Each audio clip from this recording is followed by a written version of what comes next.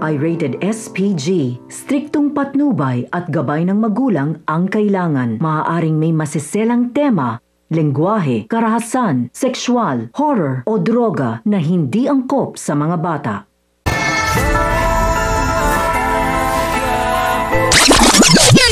Ngayong unti-unti nang nakukuha ni Lena ang loob ni Rigor ay hindi na nga siya makakapayag na basta-basta na lang makaalis si Rigor sa kanyang bahay na walang nangyayari sa kanila. Kaya naman, matapos na itong tulungan na gumawa ng position paper para mapabilis ang pagbabalik niya sa serbisyo, ay aalukin niya itong uminom nang sa gayon umano ay makapag-relax si Rigor. At dahil nga nasa mood si Rigor ay hindi na siya nakatanggi.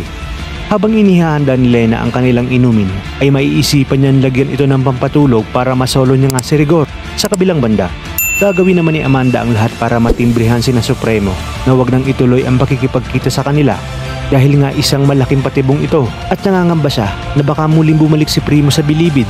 Kaya naman gagawa siya ng paraan para makarating kina Primo ang balak ni Agustos nang hindi nito nalalaman. Muling lalapit si Edwin sa mga batang tondo upang humingi ng tulong dahil nga kritikal ang lagay ng kanyang tatay Marsing at mareremata na ang kanilang bahay.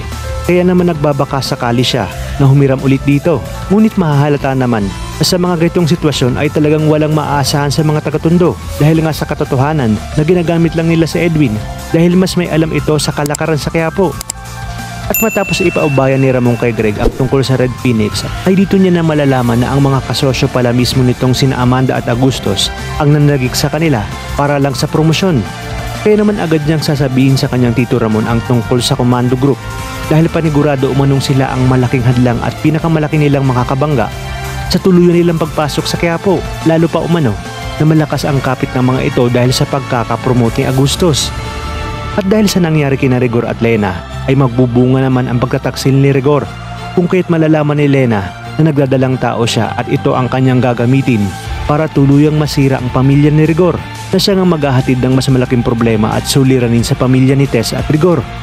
Kaya naman mga kapamilya, kapit lang dahil marami pa tayong dapat abangan. Dito lang sa bagong tinututukan ng Sambayanan, ang FPJ's Batang Quiapo.